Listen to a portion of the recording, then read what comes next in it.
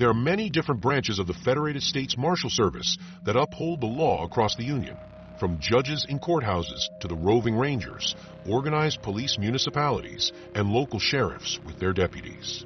When the Shadow War leaves its mark on civilization through mythos or other supernatural or otherworldly ephemera, something more is needed to uphold justice.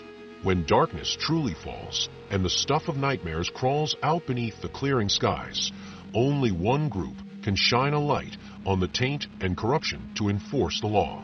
The Bureau of Infernal Investigative Affairs, an elite band of lawmen working directly out of Washington, specialize in investigating the very worst crimes and infractions.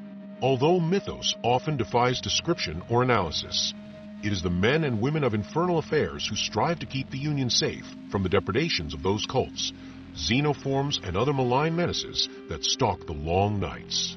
When some purportedly horrific creature begins to threaten the peace of a town, something tries to break out of a museum, or a law-abiding citizen suddenly goes insane with rage and bloody-minded murder, it is the Marshals of Infernal Affairs who are dispatched to deal with the threat. They tackle the missions that nobody else wants or is likely to come back from with their sanity intact. Infernal Affairs are in conflict not only with cultists or other dastardly doers, but in this shadow where they also come into opposition with other lawmen and governmental forces, often finding them corrupted and tainted by darker powers.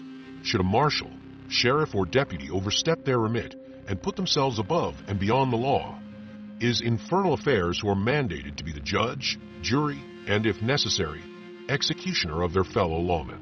This ominous duty, along with the necessity that infernal investigators have preeminence over their fellow marshals, officers, and even judges, causes no end of grief and frustration among those who perceive themselves to be the real lawmen in the Union. Particularly active in the Shadow War are the Infernal Affairs team, led by the indomitable Marshall Helena Miller. Miller uses her aero-pack to nimbly avoid trouble, her stormthrower pistols responding to threats in kind. Miller has a rational mind, but has seen too much of the weird and worrisome in her career to not be a true believer in the paranormal and inexplicable. For Helena Miller, the Shadow War is the arc that links many of her investigations. It is a thread she would desperately like to pull on and tie off once and for all.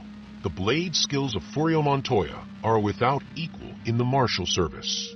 Trained by her father, the sheriff of Florin, Illinois, Montoya came to the attention of the Bureau after her father was murdered in 1869.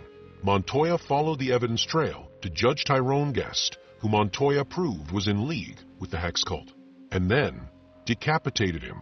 The incantation of a dark hierophant or the rantings of a corrupt official can usually be relied on to be cut short by a sniper shot from Ida Saxon if she is on the case. Using her faithful augmented owl Athena as a spotter or distraction, Saxon is a patient investigator and an even more patient assassin.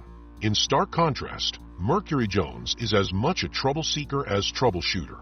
Sprightly in nature and in action, Jones is often the first to explore the investigation site.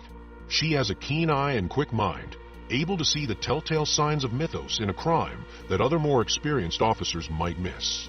Unique in the Union, 20-20 is a relic of the closing days of the Ore War. A Black Hoof automata, 20-20 was a prototype for a mission that never happened. Black Hoof 20-20 has many of the capabilities of a trained sniper, as well as the transformational ability to morph between two modes. The first is as a Vitruvian simulacra, a humanoid machine armed with a deadly Hyper-V rifle. The second form is his original configuration as a Black Hoof steed. While in his equine form, 20-20 is often with his trusted partner Jedrick Powell.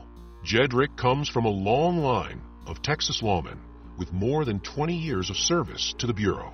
Originally something of a mentor to Marshall Miller, he has seen her become his equal in most things, though her enthusiastic desire to believe in the extraordinary over a more mundane explanation has occasionally brought the two into conflict.